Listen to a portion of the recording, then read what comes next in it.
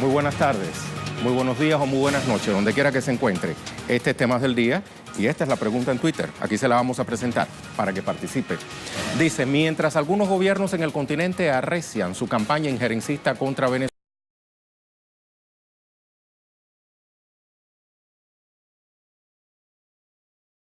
como la que muestra esta imagen,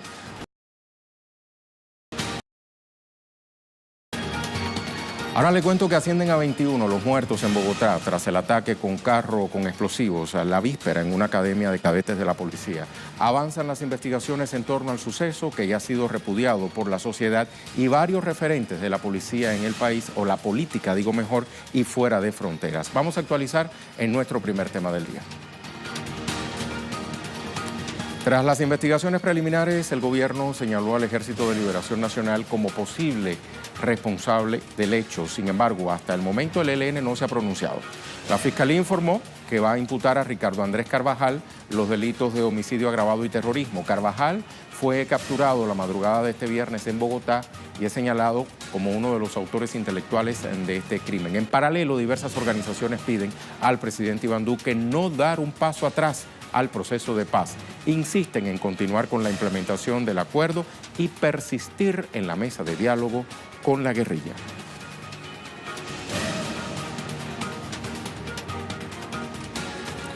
Y además de acusar al ELN, algunos actores políticos han señalado que Venezuela podría supuestamente tener vínculos con estos hechos. Pero estas acusaciones fueron rebatidas por el propio ministro de Defensa de Colombia, Guillermo Botero.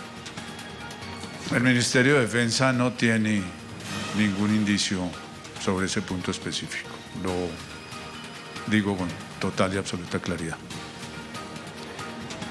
Desde Venezuela, el primer vicepresidente del Partido Socialista Unido, Diosdado Cabello, se pronunció durante una movilización en Cumaná, esto es en el oriente del país.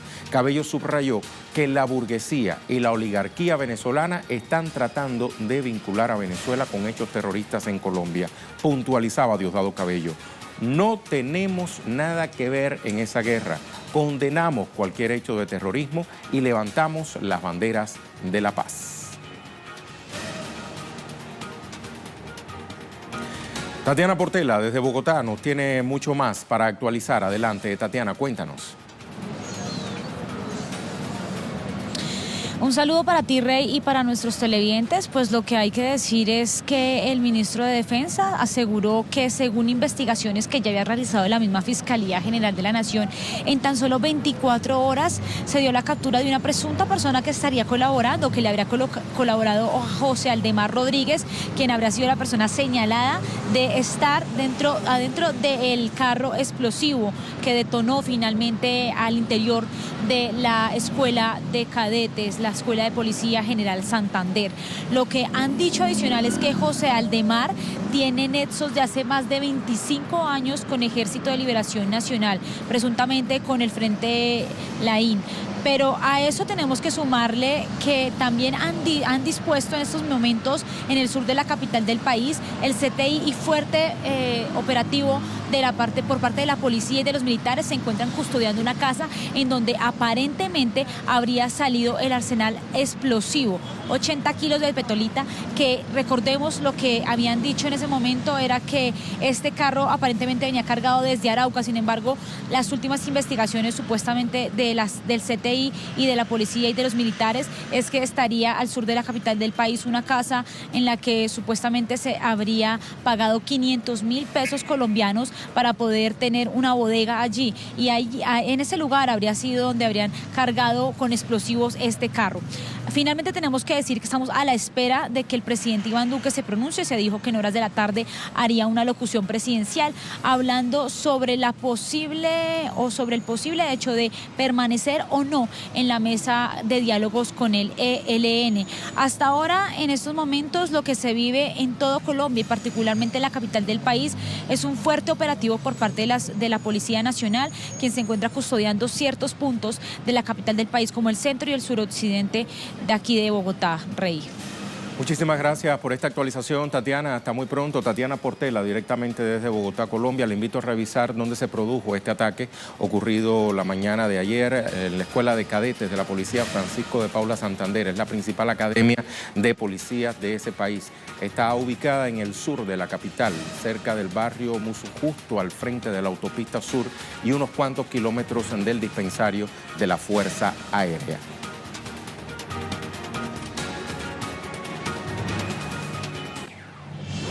Durante la noche del jueves, varios ciudadanos y oficiales con velas y flores rindieron tributo a los uniformados que perdieron la vida. En su mayoría eran estudiantes de esta academia, cadetes. En el acto también participaron el ministro de Defensa, Luis Guillermo Botero, e integrantes de la Fuerza Pública, quienes repudiaron una vez más los hechos.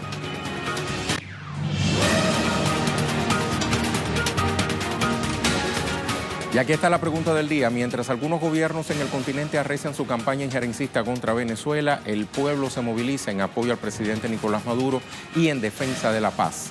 ¿Por qué se intenta desconocer una realidad como la que muestra esta imagen? Opine. Nuestra imagen del día nos lleva hasta la India. Los fieles que allí residen han comenzado a celebrar el Kumbh Mela, el mayor y más concurrido festival religioso del mundo. Los peregrinos se bañan en aguas de ríos sagrados para limpiarse de pecados y librarse del ciclo continuo de las reencarnaciones. Se espera que a este evento asistan más de 100 millones de personas a lo largo de 48 días. Con estas asombrosas y además muy coloridas imágenes, nos vamos a la pausa.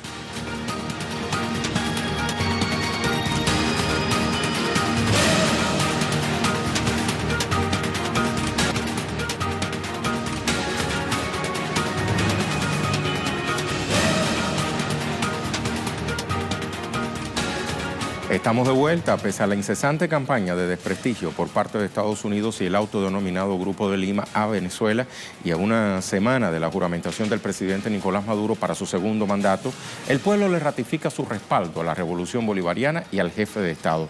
Mientras, desde diferentes rincones del mundo continúan llegando muestras de solidaridad. Le vamos a ampliar entonces en nuestro segundo tema del día. Durante la juramentación de los consejos legislativos locales electos el pasado 9 de diciembre, se alzó la voz en defensa de las conquistas alcanzadas durante la revolución.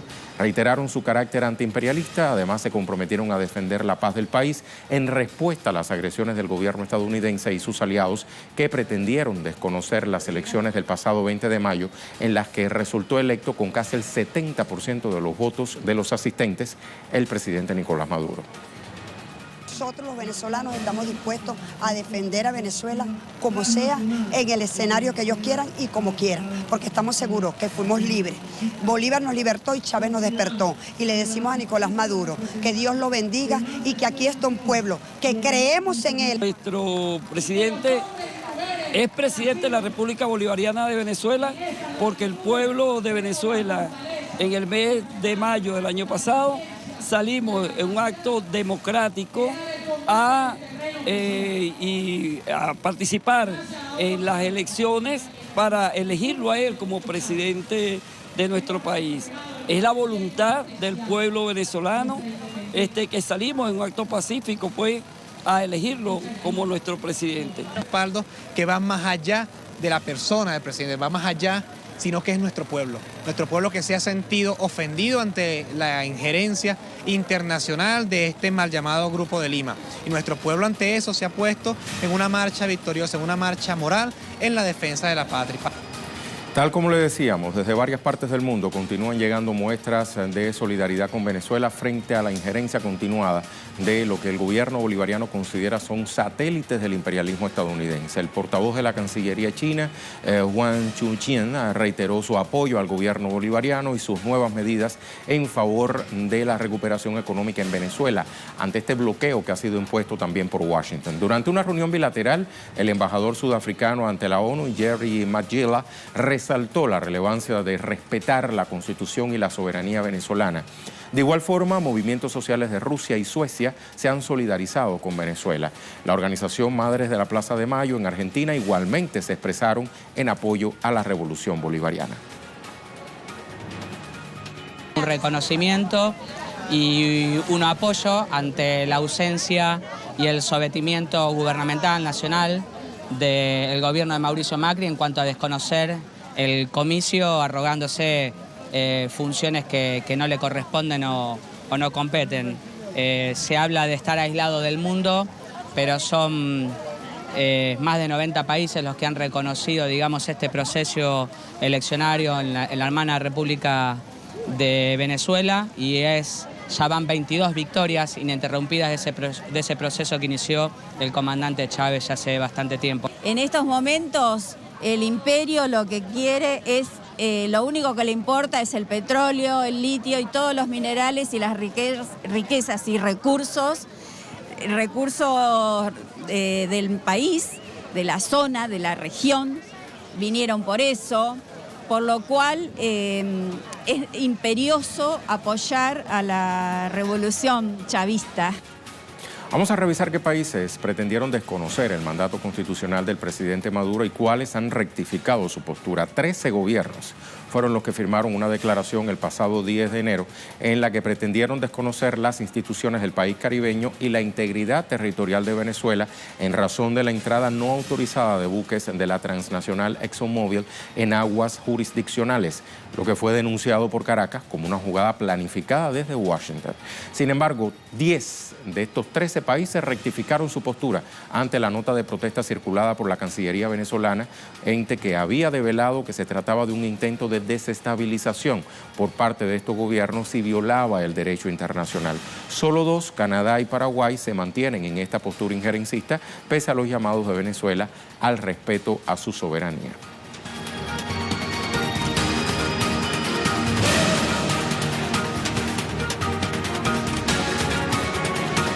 Y hablamos entonces de otros temas que también son noticias este viernes. Mario Rosales, el TSE de Guatemala fija para el 16 de junio fecha para elecciones generales. De haber necesidad de balotaje, este será el 11 de agosto.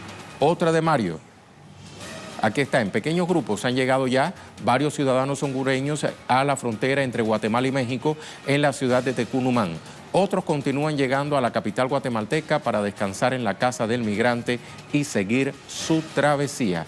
Avanzamos. Estados Unidos, Salina Duarte, la marcha de los pueblos indígenas, toma las calles de Washington, D.C., denuncian violación sistemática e histórica de sus derechos, así como el despojo de sus tierras en aras de defender los intereses de los grandes capitales. Indigenous Peoples March es la etiqueta en inglés. Sabrina Roth, Argentina, miles de personas evacuadas en el litoral. Santa Fe fue declarada en emergencia agropecuaria. El presidente Macri le dijo a los argentinos: tendremos que acostumbrarnos a las inundaciones. Esta frase es lapidaria. Vamos ahora con Nayara Tardo. Palestina, 14 palestinos resultaron heridos hoy durante la 43 jornada de la Marcha del Retorno. A 10 años del fin de una de las operaciones más sangrientas lanzadas por Tel Aviv contra Gaza, denominada Plomo Fundido, Israel continúa reprimiendo al pueblo palestino. Al tema en desarrollo.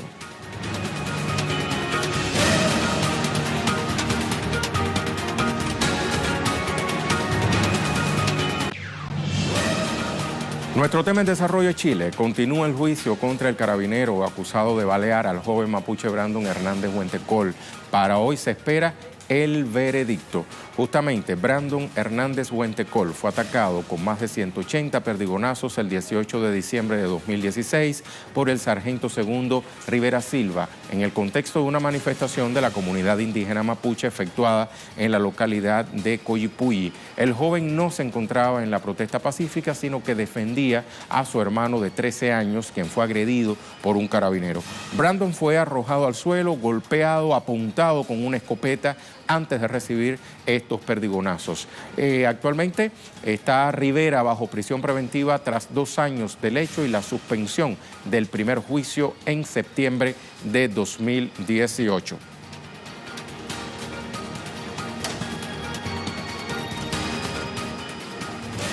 Vamos entonces a recordar nuestra pregunta en Twitter. Al regreso de ella, de leer las respuestas de esta pregunta, vamos a ver si tenemos ya a nuestra compañera Paola Dracnik, que están haciendo todo lo posible por enlazar con ella.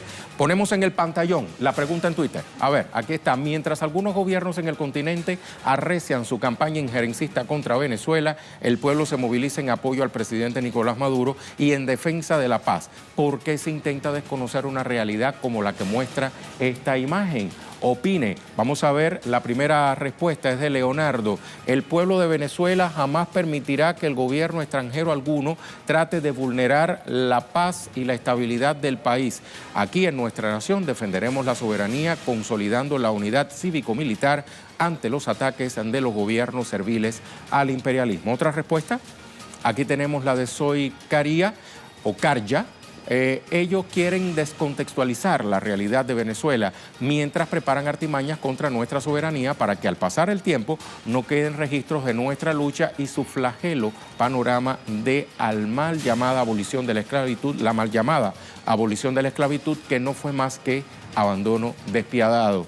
Gracias a Carya. Y por último, esta de Miguel Bolaño. Eso hace parte de la campaña de desinformación no solo contra Venezuela, sino también contra Nicaragua, Bolivia y Cuba, entre otros países. Una campaña de invisibilizar los logros de la revolución bolivariana y de tapar los fracasos del neoliberalismo en Latinoamérica. Me informan que tenemos lista a Paola Dragni desde Chile con la actualización del caso Huentecol. Adelante, Paola, te saludo. Hola Rey, ¿cómo estás? Así es, bueno, hubo aquí una pequeña trifulca al salir de tribunales porque Carabineros siempre reprime donde hay más de 2 o 3 personas de origen mapuche, siempre va a haber ahí un piquete de Carabineros y por supuesto no faltaron aquí afuera del tribunal. Los ánimos, la verdad, es que no son los mejores, no se logró una condena lo suficientemente ejemplificadora para un joven que sobrevive a la violencia del Estado chileno. Brandon podría haber sido como Camilo Catirillanca, que lo mataron hace 2 meses. Él sobrevivió, por tanto se esperaba y de hecho conversábamos con la Red de Protección de la Infancia mapuche justamente que tenían las esperanzas de que este caso pudiera ser emblemático, pero no es así. Nuevamente vemos cómo el racismo aplica en la justicia chilena, porque nos preguntábamos, si hubiera sido al revés, si Brandon le hubiera disparado al hijo de un carabinero, probablemente hubiera sido otro lo que vimos hoy. Rey solamente se le va a condenar a una pena bastante baja. Se va a conocer el monto de los años que se le pudiera dar el próximo 24 de enero. Sin embargo, no serían más de 3 años por los delitos de lesiones graves. Es decir, dispararle a un menor de edad en Chile, si es de origen mapuche, es un delito solamente de lesiones graves. Y estamos con Ada, que ha sido la persona más visible de esta lucha. Ada, es difícil preguntarte algo en momentos en los que nuevamente la justicia chilena deja al pueblo mapuche atrás. ¿Cuál es tu reflexión de esta larguísima jornada? Simplemente que no existe justicia. ¿Qué quiere que le diga?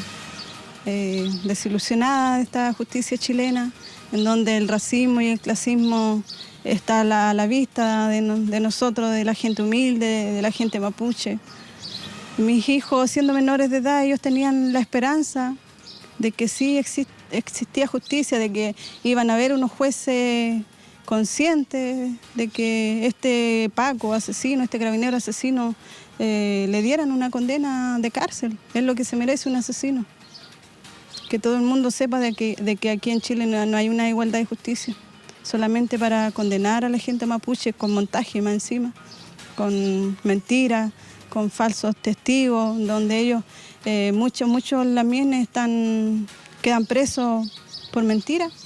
Y yo presenté muchas pruebas contundentes, concretas, y de nada me sirvió estos 2 años de lucha, no me sirvió de nada. ¿Van a ir a la Corte Interamericana también? Sí. Me da rabia. Bueno, esas son las palabras de Ada Huentecol, que durante 2 años ha dado una lucha intensa por alcanzar la justicia. Aquí se congregaron dirigentes de distintas comunidades que han sufrido esta violencia del Estado con resultado de muerte. En el caso de Brandon, él sobrevive, pero tampoco ha habido justicia. Así es que el 24 de enero va a ser la lectura ya en detalle para conocer la condena, pero ya se sacó la posibilidad del homicidio frustrado. Muchísimas gracias, Paola, por esta actualización, además por la entrevista que nos has facilitado. Gracias una vez más. Hasta muy pronto. Paola Dragni, directamente desde Chile. Ahora vamos a dejarlo con el video web del día, producciones audiovisuales que puede conseguir compiladas en la cuenta en Facebook de Telesur. Hoy le mostramos uno relacionado con la guerra que se vive en Yemen y la crisis humanitaria que mantiene en ese país desde hace ya más de 3 años. Con estas imágenes Ya sabe, despedimos por hoy. Muchísimas gracias por haber participado, incluso en la pregunta del día. Gracias por haber estado con nosotros desde el inicio de Temas del Día.